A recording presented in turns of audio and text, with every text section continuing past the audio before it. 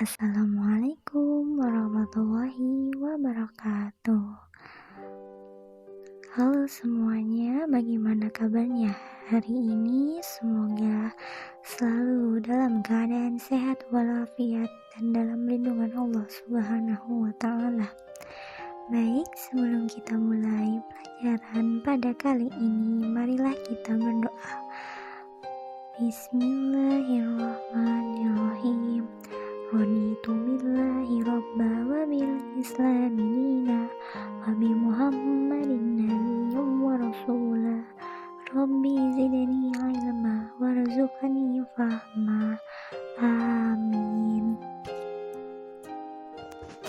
Baik, sekarang kita akan membahas tentang bab 6, yaitu kehadiran Islam mendamaikan bumi Nusantara. Nah, yang pertama yaitu alur perjalanan dakwah di Nusantara. Sebagaimana yang diketahui, Islam masuk ke Nusantara melalui para pedagang Arab, Gujarat, dan Persia. Berikut ini teori-teori masuknya Islam di Nusantara, yaitu teori Mekah, teori Gujarat, teori Persia, dan teori Cina. Yang pertama yaitu teori Mekah. Proses masuknya Islam ke Indonesia adalah langsung dari Mekah atau Arab, terjadi pada abad pertama Hijriah atau abad ke-7 Masehi. Para pedagang dari Timur Tengah memiliki misi dagang sekaligus dakwah. Kebanyakan adalah keturunan Nabi Muhammad SAW yang menggunakan gelar Sayyid atau Syarif di depan namanya. Yang kedua ada teori Gujarat. Teori Gujarat mengatakan bahwa proses kedatangan Islam ke Indonesia berasal dari Gujarat pada abad ke-7 Hijriah atau abad ke-13 Masehi. Gujarat adalah sebuah wilayah di India bagian barat, berdekatan dengan Laut Arab. Menurut teori ini, orang-orang Arab bermazhab Syafi'i telah bermukim di Gujarat dan melebar sejak awal Hijriah atau abad ke-7 Masehi. Namun yang menyebarkan Islam ke Indonesia bukanlah dari orang Arab langsung, melainkan pedagang Gujarat yang telah memeluk Islam dan berdagang ke Nusantara. Yang ketiga ada teori Persia. Teori Persia mengatakan bahwa proses kedatangan Islam ke Indonesia berasal dari daerah Persia atau Parsi yang disebut sekarang Iran. Sebagai buktinya, ada kesamaan budaya dan tradisi yang berkembang antara masyarakat Persia dan Indonesia. Tradisi tersebut antara lain adalah tradisi merayakan 10 Muharram atau Asyura. Yang keempat ada teori Cina. Menurut teori Cina, proses kedatangan Islam ke Indonesia, khususnya di tanah Jawa, berasal dari pedagang Cina. Mereka telah berhubungan dagang dengan penduduk Indonesia jauh sebelum Islam dikenal di Indonesia, yakni sejak masa Hindu-Buddha. Sebagai pembuktian teori Cina ini bahwa raja Islam pertama di Jawa, yakni Raden Patah dari Bintoro Demak, merupakan keturunan Cina. Ibunya disebutkan berasal dari Kampa, Cina bagian selatan atau sekarang termasuk Vietnam. Bukti lainnya adalah adanya masjid-masjid tua yang bernilai arsitektur Cina atau Tiongkok di berbagai tempat di Pulau Jawa. Pelabuhan penting seperti Gresik misalnya, menurut catatan Cina, diduduki pertama kali oleh para pelaut dan pedagang Cina. Nah, agama Islam berkembang di Indonesia disebarkan oleh berbagai golongan, yakni para pedagang, mubalik, syufi, dan para wali. Para wali menyebarkan Islam di Nusantara, khususnya di tanah Jawa. Di antara sekian banyak wali yang terkenal adalah Wali Songo atau Wali 9. Yang pertama ada Sunan Maulana Malik Ibrahim atau Syekh Maghribi yang diduga berasal dari Persia dan berkedudukan di Gresik. Yang kedua ada Sunan Ampel atau Raden Rahmat berkedudukan di Ampel, Surabaya. Yang ketiga Sunan Bonang atau Raden Maulana Makdum Ibrahim, putra dari Raden Rahmat atau Sunan Ampel. Ia tinggal di Bonang, dekat Tuban. Yang keempat ada Sunan Giri atau Prabu Satmata atau Sultan Abdul Fakih yang semula bernama Raden Paku, berkedudukan di Bukit Giri dekat Gresik. Yang kelima ada Sunan Derajat atau Syarifuddin, juga putra dari Sunan Ampel dan berkedudukan di Derajat dekat Sedayu, Surabaya. Yang keenam ada Sunan Gunung Jati atau Syarif Hidayatullah atau Syekh Nurullah, berasal dari Pasai, sebelah utara Aceh, yang berkedudukan di Gunung Jati, Cirebon. Yang ketujuh ada Sunan Kudus atau Ja'far Shadiq, putra dari Raden Utsman Haji yang berkelas Sunan Ngandung di Simpang Panolan, berkedudukan di Kudus. Yang kedelapan ada Sunan Kalijaga, nama aslinya Raden Mas Syahid. Beliau adalah putra Temenggung Wilatita, Bupati Tuban yang berkedudukan di Kadilangu dekat Demak. Yang kesembilan ada Sunan Muria atau Raden Umar Syahid, adalah putra dari Sunan Kalijaga, berkedudukan di Gunung Muria, Kudus. Cara-cara dakwah di Nusantara. Para dai dan pembalik menyebarkan Islam di Nusantara dengan cara-cara sebagai berikut.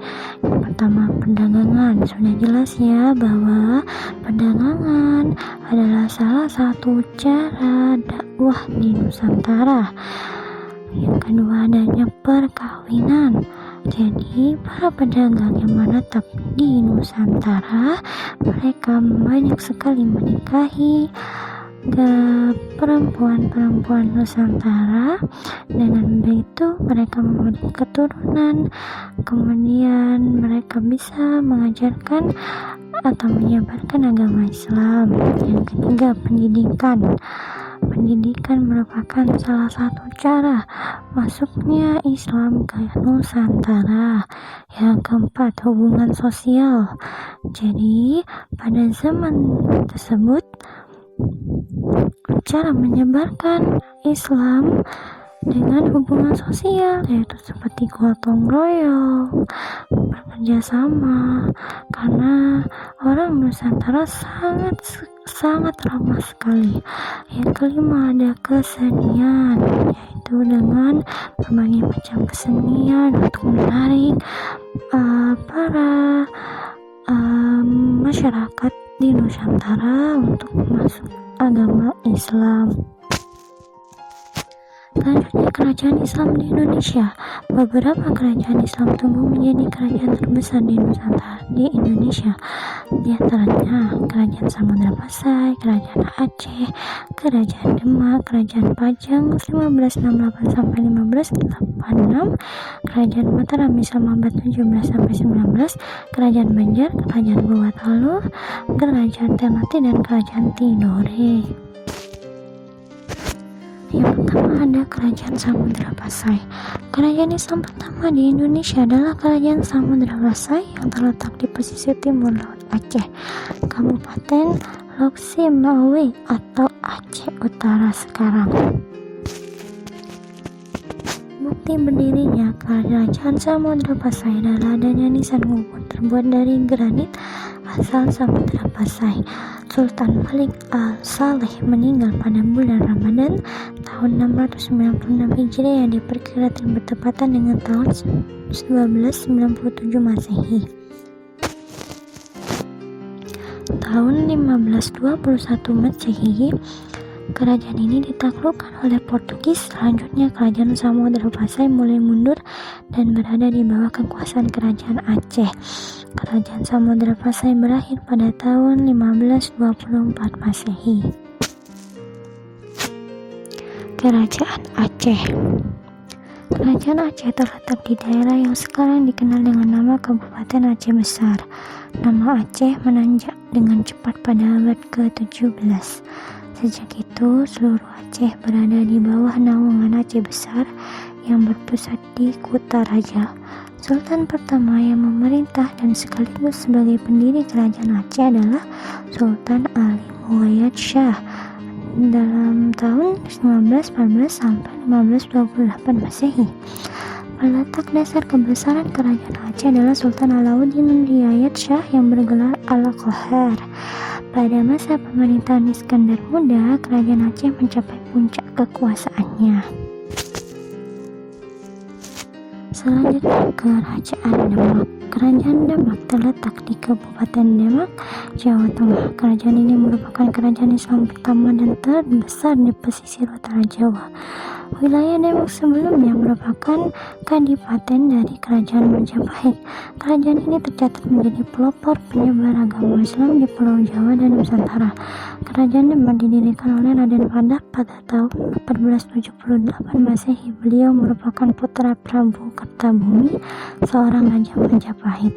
Pada tahun 1518 Masehi, Raden Padah digantikan oleh putranya yang bernama Patih Unus. Sebelum menduduki tahta, Patih Unus pernah memimpin armada laut Demak dalam menyerang Portugis di Malaka pada tahun 1513 Masehi. Kekuasaan kerajaan Demak berakhir pada tahun 1568 Masehi. Kerajaan Pajang dalam waktu 1568 sampai 1586. Kerajaan Pajang adalah penerus dari Kerajaan Demak. Kesultanan yang terletak di daerah Kartasura sekarang ini merupakan kerajaan Islam pertama yang terletak di daerah pedalaman Pulau Jawa. Sultan atau raja pertama kesultanan ini adalah Jakatingkir yang berasal dari Pengging di lereng Gunung Merapi. Jakatingkir bergelar Sultan Hadiwijaya, kedudukannya yang disahkan oleh Sunan Giri.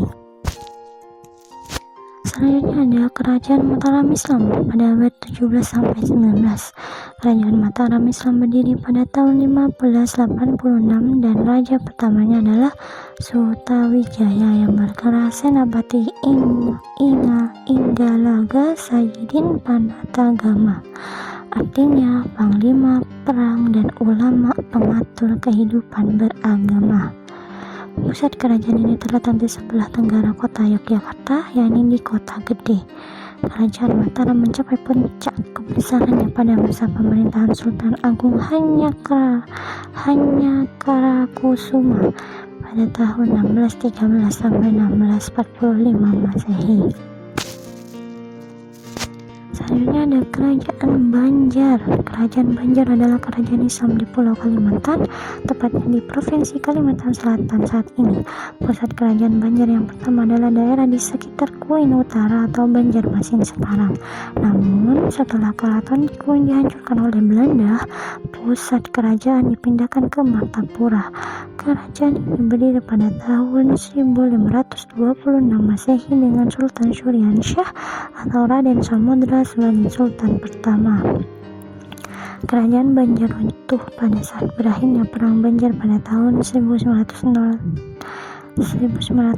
Masehi. Perang Banjar merupakan peperangan melawan Belanda. Raja terakhir adalah Sultan Muhammad Seman pada tahun 1862 sampai 1905 Masehi.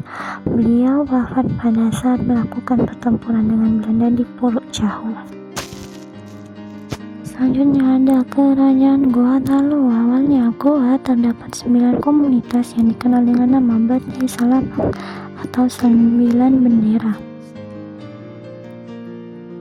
yang kemudian menjadi pusat kerajaan Goa. Tombolo, Lakiung, Parang-Parang, Data, Angkang Jeni, Saumata, Bisei, Sero, dan Kalili. Kerajaan Goa adalah salah satu kerajaan besar dan paling sukses yang terdapat di daerah Sulawesi Selatan dan terkenal dalam peribahasa Rua Karaeng Nase Reata, 2 raja tetapi 1 rakyat. Pada tahun 1605, Sultan Alauddin dari Goa masuk Islam berkat adanya dakwah dari Datuk di Bandang dan Sulaiman dari Minangkabau. Sejak saat itu, kerajaan Goa resmi menjadi kerajaan Islam. Selanjutnya Kerajaan Ternate. Kerajaan Ternate berdiri pada abad ke-13. Ibu kotanya terletak di Sampalu atau Pulau Ternate.